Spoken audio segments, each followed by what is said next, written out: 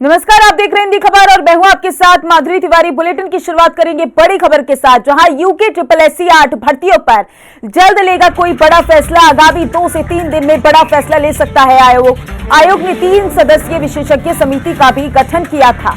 भर्तियों के परीक्षण के लिए किया गया था विशेषज्ञ समिति का गठन। कई भर्तियों के पेपर लीक के चलते लटकी हुई हैं 8 भर्तियां। तो देखिए, समिति ने अपनी रिपोर्ट आयोग को सौंप दी है। सूत्रों के हवाले से जानकारी सामने आ रही है। तो ये बड़ी जानकारी, जहां बता दें आपको यूके SSSC 8 भर्तियों को लेकर कोई बड़ा फैसला ले सकता है। तो ये बड़ी जानकारी आपके सामने, जहां आयोग ने 3 सदस्यीय विशेषज्ञ समिति का भी गठन किया था और 8 भर्तियों को लेकर समिति का गठन किया गया था। भर्तियों के परीक्षण के लिए इस समिति का गठन किया गया था। कई भर्तियों के पेपर लीक के चलते लटकी हुई है 8 भर्तियां। और एक और जानकारी सामने आ रही है, जहां पुलकित आर्या के पिता विनोद आर्या कभी भी हो सकता है गिरफ्तार। विनोद आर्या पर ड्राइवर से कुकर्म करने का मामला है। ड्राइवर को जान से मारने की धमकी दे चुका है विनोद आर्या। मामले को लेकर कोर्ट में दर्ज हो चुके हैं ड्राइवर के बयान। विनोद आर्या का बेटा है पुलकित आर्या। अंकिता हत्याकांड का मुख्य आरोपी है पुलकित आर्या। बड़ी जानकारी आपके सामने, जहां बता दें आपको, पुलकित आर्या के पिता विनोद आर्या गिरफ्तार हो सकता है। ड्राइवर पे कुकर्म करने का आरोप लगा है। ड्राइवर को धमकी दी गई थी और इसी का मामला कोर्ट में दर्ज हो चुका है।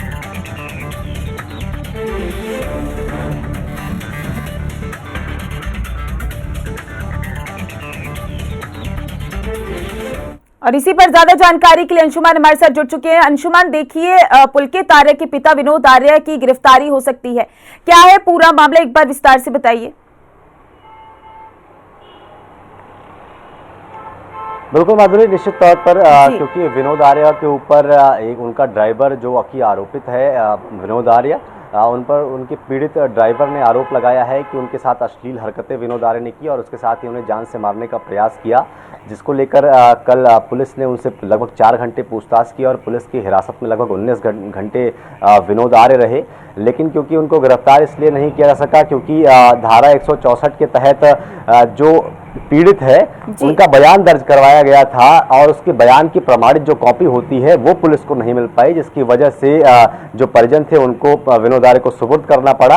और जब आज प्रमाणित कॉपी मिल जाएगी उसके बाद विनोद आर्या को गिरफ्तार किया जा सकता है। लेकिन क्योंकि अगर पुलिस सूत्रों की माने माधुरी, तो कहा यह भी जा रहा है कि जब कल दोपहर कोर्ट में पेश किया गया ड्राइवर को, तो उसने जिस तरीके की हरकतें की वो देखने वाली बात थी। उससे पुलिस भी दंग रह गई क्योंकि जब वो कोर्ट में पहुंचा तो उसने नाटक किया कि उनके सर में दर्द हो रहा है और जिसकी वजह से कोर्ट में उनकी पेशी नहीं हो पाई और उसके बाद लगभग कई घंटों के बाद फिर से उन्हें कोर्ट में पेश किया गया और जिसकी वजह से ही वो प्रमाणित जो कॉपी है वो धारा 164 में जो बयान दर्ज कराए गए हैं उसकी प्रमाणित कॉपी पुलिस को नहीं मिल पाई, जिसकी वजह से पुलिस विनोद आर्या को गिरफ्तार नहीं कर पाई और उनके परिजनों को सुपुर्द करना पड़ा। लेकिन आज जब प्रमाणित कॉपी बयान दर्ज होने के बाद आज जब मिल जाएगी तो पुलिस अब विनोद आर्या को गिरफ्तार कर लेगी। जी अंशुमान, कितने टाइम से ड्राइवर को परेशान किया जा रहा था? देखिए, क्योंकि ड्राइवर को लगभग 10,000 की नौकरी पे रखा गया था और ड्राइवर लगभग कुछ दिनों से ड्राइविंग कर रहा था विनोद आर्या के साथ। और फिर जो ड्राइवर ने आरोप लगाए हैं माधुरी, अगर मैं आपको बताऊं तो उसमें यह है कि जब वो यहाँ पर कार्यरत था तब विनोद आर्या उनको अधिकतर अपने कमरे में बुलाते थे, उनके साथ अश्लील हरकतें करते थे और उसके साथ ही उसने ये भी बताया कि अंतिम समय जब वो विनोद आर्या के यहाँ था तब उन्हें रात में बुलाया गया, उनके साथ अप्राकृतिक संबंध बनाने का प्रयास किया गया, जिसकी वजह से नौकरी उन्होंने छोड़ी और उसके कुछ दिनों बाद कुछ बाइक सवारों ने उनकी बाइक को टक्कर मार दी। जब वो अपने घर से कुछ बाहर सामान लेने गए थे तब कुछ बाइक सवारों ने टक्कर मारी और उनके सर पर चोट आई, उनके हाथ उनका भी टूटा। इसको लेकर भी उन्होंने आरोप लगाया कि जान से मारने का प्रयास भी विनोद आर्या ने मुझे किया है और उसके साथ अश्लील हरकतें भी विनोद आर्या मेरे साथ करता था। तो इस आरोप को लेकर मुकदमा दर्ज किया गया। उसके साथ पुलिस ने 4 घंटे पूछताछ भी की। 19 घंटे पुलिस की हिरासत में विनोद आर्या रहे, लेकिन प्रमाणित कॉपी न मिलने की वजह से उनको उनके परिजनों को सुपुर्द करना पड़ा और बताया ये जा रहा है कि आज दोपहर तक उनकी गिरफ्तारी हो सकती है। जी अंशुमान, हमारे साथ बने रहिएगा और भी आपसे जानकारी लेंगे। और इसी बीच एक और जानकारी सामने आ रही है, जहां वन मंत्री सुबोध उनियाल की अध्यक्षता में अहम बैठक हुई है। इको टास्क फोर्स कंपनियों का कार्यकाल बढ़ाने पर मंथन किया गया है। इस बैठक में कंपनियों की समय सीमा 31 मार्च 2028 तक बढ़ाना चाहती है सरकार। इको टास्क फोर्स नियमित रखने के लिए केंद्र से अनुरोध करेगी राज्य सरकार। 4 कंपनियों का कार्यकाल 31 मार्च 2023 को समाप्त हो रहा है। राज्य सरकार को इको टास्क फोर्स कंपनियों को देने हैं 135 करोड़ रुपए। तो देखिए, कंपनियों के भुगतान के लिए केंद्र से मदद भी मांगेगी राज्य सरकार। तो बड़ी जानकारी आपके सामने, जहां आपको बता दें वन मंत्री सुबोध उनियाल की अध्यक्षता में अहम बैठक हुई है। इस अहम बैठक में इको टास्क फोर्स कंपनियों का कार्यकाल बढ़ाने पर मंथन किया गया है। ये बड़ी जानकारी, कंपनियों की समय सीमा 31 मार्च 2028 तक बढ़ाना चाहती है राज्य सरकार। सन 2008 में इको टास्क फोर्स का गठन किया गया था, जिसका कार्यकाल 31 मार्च 2023 को समाप्त हो जाएगा। अब सरकार ये चाहती है कि इसका कार्यकाल 2028 तक बढ़ा दिया जाए, जिसको लेकर आज एक बैठक भी हुई है, जिसकी अध्यक्षता सुबोध उनियाल, जो कि वन मंत्री हैं, उन्होंने की है। और इसके साथ ही 135 करोड़ रुपया 4 कंपनियों को देने हैं, जो अलग अलग 4 बटालियन, 2 कुमाऊं और 2 गढ़वाल रेंज में हैं। उन सभी को 135 करोड़ रुपए देने हैं, जिसका खर्च वहन राज्य सरकार को करना है, जिसको लेकर सुबोध उनियाल ने सितंबर के महीने में राजनाथ सिंह को एक पत्र भी लिखा था और कहा था कि इसका खर्च केंद्र सरकार वहन करे, क्योंकि राज्य सरकार की वित्तीय स्थिति सही नहीं है। आज की बैठक में इन मुद्दों को लेकर भी चर्चा हुई है। कैमरामैन इलियास अहमद के साथ मैं अंशुमान मिश्रा, हिंदी खबर, देहरादून। और इसी पर ज्यादा जानकारी के लिए अंशुमान हमारे साथ लगातार बने हुए हैं। अंशुमान, देखिए, जो सुबोध उनियाल ने ये बैठक ली है, इसमें कंपनियों का कार्यकाल बढ़ाने को लेकर मंथन किया गया है। केंद्र सरकार से भी मदद मांगेगी राज्य सरकार। क्या कुछ जानकारी आपके पास इस समय? बिल्कुल माधुरी, देखिए, क्योंकि वन मंत्री हैं सुबोध उनियाल और उन्होंने इको टास्क फोर्स को लेकर एक बैठक ली थी, क्योंकि 31 मार्च 2023 तक इको टास्क फोर्स की जो 2 अलग अलग कंपनियां, 4 बटालियन हैं, 2 कुमाऊं में हैं और 2 गढ़वाल रेंज में हैं, जो काम करती हैं वनों के संरक्षण को लेकर, पौधारोपण को लेकर और वन का संरक्षण किस तरीके से किया जाए, इन सब बातों को लेकर, इन सब विषयों पर काम करती हैं। उनका समय काल क्योंकि समाप्त हो रहा है, 2008 में इसका गठन हुआ था और 4 कंपनियां उत्तराखंड में अभी कार्यरत हैं। तो कार्यकाल समाप्त होने की वजह से अब ये कार्यकाल बढ़ाने का प्रयास सरकार कर रही है, जिसका अनुरोध अब केंद्र सरकार से किया जाएगा। और उसके साथ ही, क्योंकि दूसरी बड़ी खबर ये है कि 135 करोड़ रुपए जो राज्य को जो खर्च वहन करना है, जो उन 4 कंपनियों को देने हैं, क्योंकि केंद्र ने जो खर्च वहन किया उसके साथ राज्य के ऊपर ये 135 करोड़ का खर्च है, जिसको लेकर वन मंत्री सुबोध उनियाल ने सितंबर के महीने में राजनाथ सिंह को एक पत्र भी लिखा था और यह अनुरोध किया था कि जो राज्य की वित्तीय स्थिति है उसको देखते हुए ये खर्च केंद्र सरकार वहन करे तो ज्यादा बेहतर है। और इसको लेकर ही बैठक में इस पर चर्चा हुई और चर्चा के बाद ये निर्णय हुआ कि इसके लिए अनुरोध किया जाएगा केंद्र सरकार से कि इस जो ये खर्च वहन करना है इसको राज्य सरकार पर न थोपा जाए, ये केंद्र सरकार इसको लेकर वहन करे और उसके साथ ही इनकी समय सीमा को और बढ़ाया जाए, क्योंकि प्रदेश में वनों का संरक्षण बहुत जरूरी है, पौधारोपण करना बहुत जरूरी है। जी बिल्कुल अंशुमान, वनों का संरक्षण करना बेहद जरूरी है। देखिए, केंद्र, क्योंकि 2022 जा रहा है, 2023 आ रहा है, केंद्र तक कब तक ये बात जाएगी? केंद्र से कब मदद की गुहार लगाई जाएगी?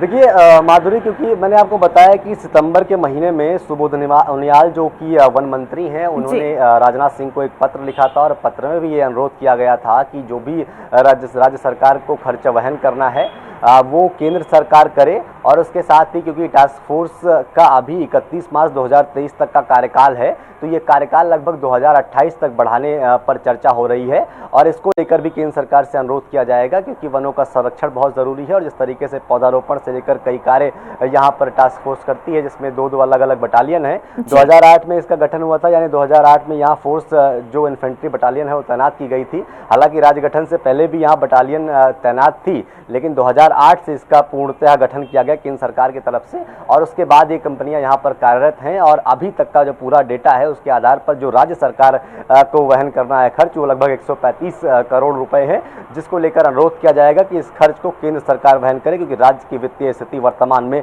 बहुत बेहतर नहीं है। जी अंशुमान, ज्यादा जानकारी के लिए बहुत बहुत शुक्रिया आपका। तो वहीं भर्ती में अनियमितताओं के मामले पर हाईकोर्ट में हाई सुनवाई हुई। वहीं पर बता दें आपको, एम्स में कई पदों पर भर्ती में अनियमितताओं का भी मामला सामने आया है। हाईकोर्ट ने सरकार को जवाब दाखिल करने के लिए निर्देश दिए हैं। निदेशक प्रोफेसर रविकांत पर भर्ती में अनियमितता का भी आरोप लगाया गया है। ऋषिकेश निवासी आशुतोष शर्मा ने निदेशक प्रोफेसर पर आरोप लगाया। बड़ी जानकारी आपके सामने, जहां आपको बता दें ऋषिकेश निवासी आशुतोष शर्मा ने निदेशक प्रोफेसर पर आरोप लगाया था। भर्ती में अनियमितताओं के मामले पर कोर्ट में सुनवाई हुई है। तो एम्स में कई पदों पर भर्ती में अनियमितताएं का मामला सामने आया है।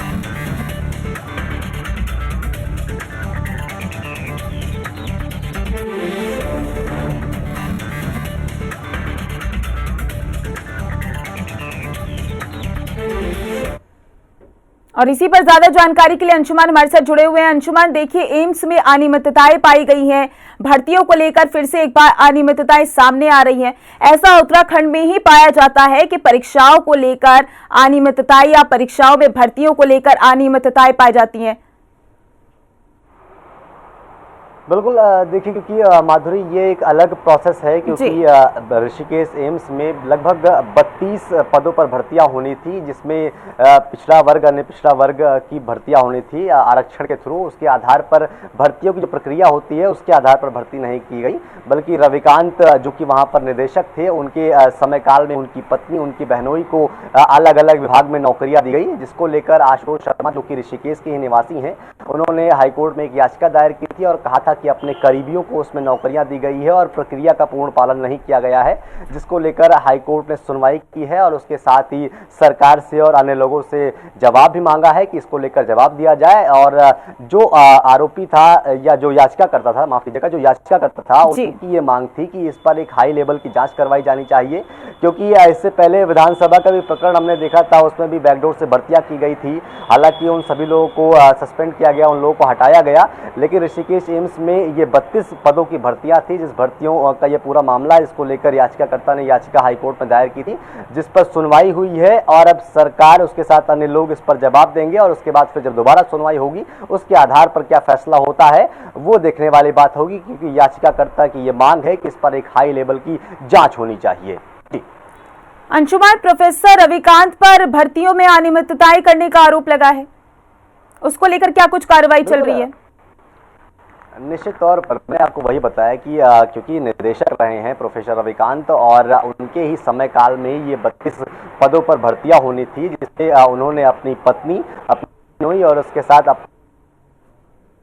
वहां पर नौकरियां दी हैं, जिसको लेकर ही ये याचिका दायर की गई थी और उस पर ही सुनवाई माधुरी हुई है। और सुनवाई के बाद इस सरकार और अन्य लोगों से फिर इस पर जो है बात कही गई कि जो अपना जवाब दे और जवाब के बाद फिर जब आगे सुनवाई होगी उसके आधार पर यह तय होगा कि इस पर जांच होगी कि नहीं और इसमें कितनी सच्चाई है।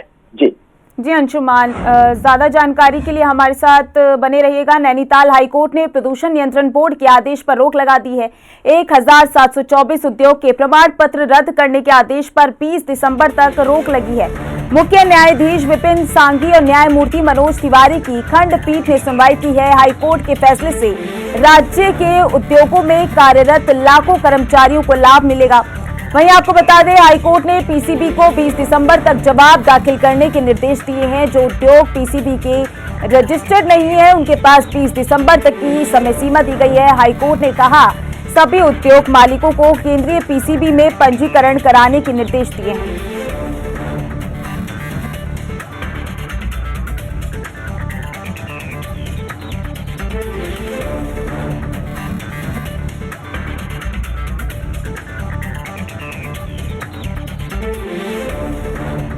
कि नैनीताल हाईकोर्ट ने प्रदूषण नियंत्रण बोर्ड के आदेश पर रोक लगा दी है। 1724 उद्योग के प्रमाण पत्र रद्द करने की आदेश पर 20 दिसंबर तक का जवाब का निर्देश दिए गए।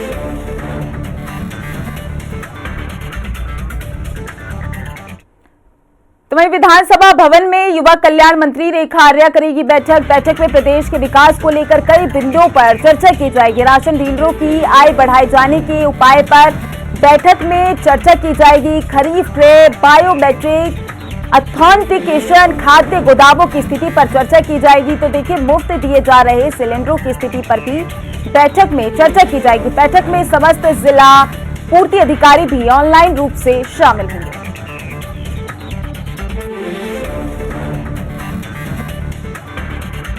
तो बड़ी जानकारी आपके सामने जा बता दें, बैठक में समस्त जिला पूर्ति अधिकारी भी ऑनलाइन रूप से शामिल होने वाले। ये बैठक काफी अहम मानी जा रही है। विधानसभा भवन में युवा कल्याण मंत्री रेखा आर्या ये बैठक करेंगी। तो वहीं पशु चिकित्सा अधिकारी डॉक्टर निधि वर्मा को किया निलंबित। निधि वर्मा राजकीय पशु चिकित्सालय नैनी डांडा पौड़ी में तैनात थी। अनाधिकृत रूप से अनुपस्थित रहने के चलते निधि वर्मा पर गाज गिरी है। तो देखिए, निधि वर्मा के निलंबन का पशुपालन निदेशक ने आदेश जारी कर दिया है। तो ये बड़ी जानकारी आपके सामने, जहां आपको बता दें पशु चिकित्सा अधिकारी डॉक्टर निधि वर्मा को निलंबित कर दिया गया है। निधि वर्मा राजकीय पशु चिकित्सा नैनी डांडा पौड़ी में तैनात थी। ये जानकारी है। अनाधिकृत रूप से अनुपस्थित रहने के चलते निधि वर्मा पर गाज गिरती हुई नजर आई है और उन्हें निलंबित कर दिया गया है।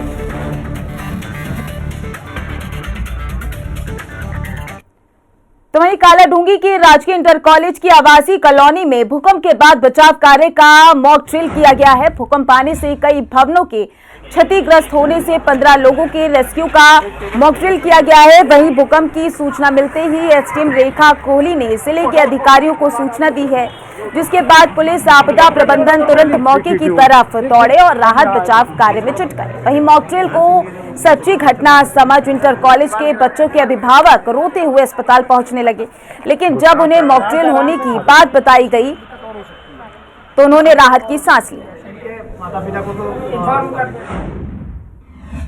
तो वहीं राज्य के सीमांत माणा गांव में धामी कैबिनेट की बैठक हुई। प्रधानमंत्री मोदी से दिल्ली में मुलाकात के दौरान सीएम धामी ने ये जानकारी दी। सीएम ने कहा कि माणा को उत्तराखंड का प्रथम गांव मानते हुए वहां कैबिनेट बैठक की जाएगी। इस रिपोर्ट में देखिए।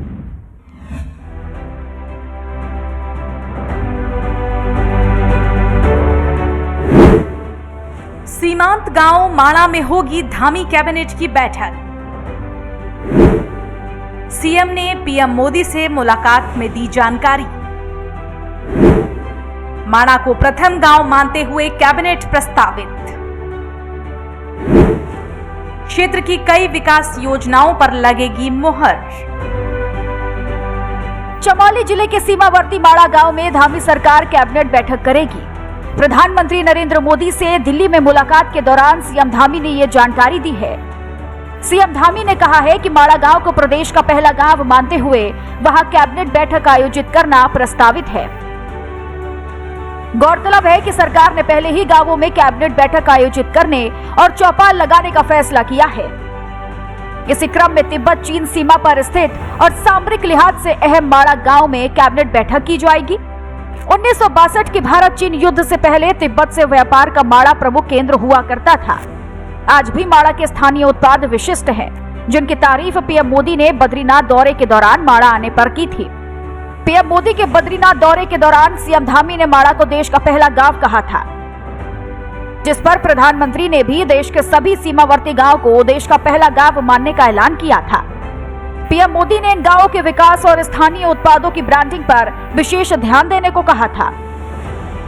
और अब पीएम की घोषणा और मंशा के अनुसार मुख्यमंत्री पुष्कर सिंह धामी ने माणा में कैबिनेट बैठक का फैसला लिया है।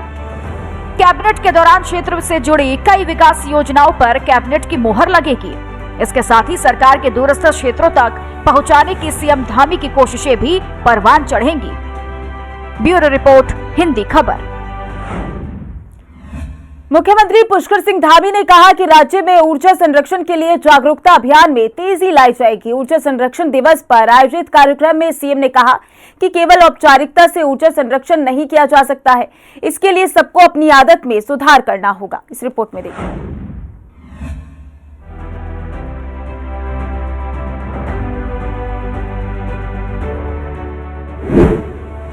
ऊर्जा संरक्षण दिवस पर कार्यक्रम में शामिल हुए सीएम ने कहा, ऊर्जा संरक्षण में सभी दें योगदान। केवल औपचारिकता से नहीं होगा ऊर्जा का संरक्षण। ऊर्जा संरक्षण को अपनी आदत में शामिल करना जरूरी। मुख्यमंत्री पुष्कर सिंह धामी ऊर्जा संरक्षण दिवस पर ओएनजीसी सभागार में आयोजित कार्यक्रम में शामिल हुए। कार्यक्रम में मुख्यमंत्री ने ऊर्जा उपकरणों की प्रदर्शनी देखी। मुख्यमंत्री ने ऊर्जा संरक्षण पर आधारित विभिन्न प्रतियोगिताओं के विजेता छात्र छात्राओं को पुरस्कृत भी किया। कार्यक्रम में मुख्यमंत्री धामी ने कहा कि ऊर्जा संरक्षण के लिए सभी को प्रयास करने होंगे। ऊर्जा संरक्षण हमारी दिनचर्या का हिस्सा होना जरूरी है। सीएम ने कहा कि आज ज्ञान और विज्ञान तेजी से आगे बढ़ा है। ऊर्जा संरक्षण के लिए भी कई नई तकनीक का प्रयोग किया जा रहा है। मुख्यमंत्री ने कहा कि सबको इस तकनीक के प्रयोग के साथ ही बिजली का जरूरत के हिसाब से ही उपयोग करना चाहिए। तो आज के समय में जहां हमारे पास बहुत सारे साधन संसाधन ज्ञान विज्ञान बहुत तेजी से आगे बढ़ा है। अभी हम लोग बाहर प्रदर्शनी देख रहे थे तो यहाँ पर जहाँ सोलर पंप सौर ऊर्जा के तमाम पैनल तमाम प्रकार की लाइटें और जगह जगह पर दिखाई दे रहा है, लेकिन उसके बावजूद भी जब तक हम स्वयं को, जैसा इन्होंने कहा सुंदरम जी ने, कि स्वयं को बदलना, स्वयं की आदतों में सुधार करना, ये अगर हम शुरू कर दें, और जो भारत सरकार ने भी लक्ष्य लिया है कि 2030 तक जो ऊर्जा की खपत है उसको 15% कम करना है, और ये बहुत बड़ा काम होगा। इसकी शुरुआत हमें उत्तराखंड राज्य से भी इसलिए भी करनी है क्योंकि उत्तराखंड राज्य एक ऐसा राज्य है जहां पर प्राकृतिक जो साधन है, संसाधन है, हमारे पास जो स्रोत हैं वो अत्यधिक मात्रा में है। सीएम ने कहा कि ऊर्जा दिवस पर केवल कार्यक्रम के आयोजन की औपचारिकता से ऊर्जा संरक्षण का लक्ष्य पूरा नहीं हो सकता। इसे सबको अपनी आदत में शामिल करना होगा। मुख्यमंत्री ने कहा कि उत्तराखंड में प्राकृतिक संसाधनों के लिहाज से भी ऊर्जा संरक्षण पर गंभीरता से ध्यान दिया जाना जरूरी है। सीएम ने कहा कि हमें ऊर्जा उत्पादन के साथ ही ऊर्जा की बचत पर भी ध्यान देना होगा। अगर हम ऊर्जा की बचत करते हैं तो ये सभी ऊर्जा के उत्पादन के बराबर है। केवल औपचारिक दिवस के रूप में एक दिन मनाया जाए और उसके बाद हम सब लोग आगे बढ़ जाएं, इससे काम नहीं चलने वाला है। इसको हमें अपनी आदत के रूप में प्रत्येक दिन हमारे लिए ऊर्जा संरक्षण का दिवस है, हर दिन ऊर्जा संरक्षण है, और यह बात हम अपने इन बेटे बेटियों को ठीक प्रकार से दे पाएं, उनके माध्यम से आगे बढ़ा पाएं, तो हम एक बहुत बड़ा काम करेंगे, क्योंकि हमारे से पूरे देश की बहुत बड़ी उम्मीदें हैं। मुख्यमंत्री ने कहा कि राज्य सरकार इकोलॉजी और इकोनॉमी में संतुलन बनाए रखने के लिए लगातार प्रयास कर रही है, लेकिन इसे तभी सफलता मिलेगी जब इस दिशा में सब लोग मिलकर लगातार प्रयास करेंगे। ब्यूरो रिपोर्ट, हिंदी खबर। फिलहाल के लिए इस बुलेटिन में बस इतना ही। बने रहिए हिंदी खबर के साथ। नमस्कार।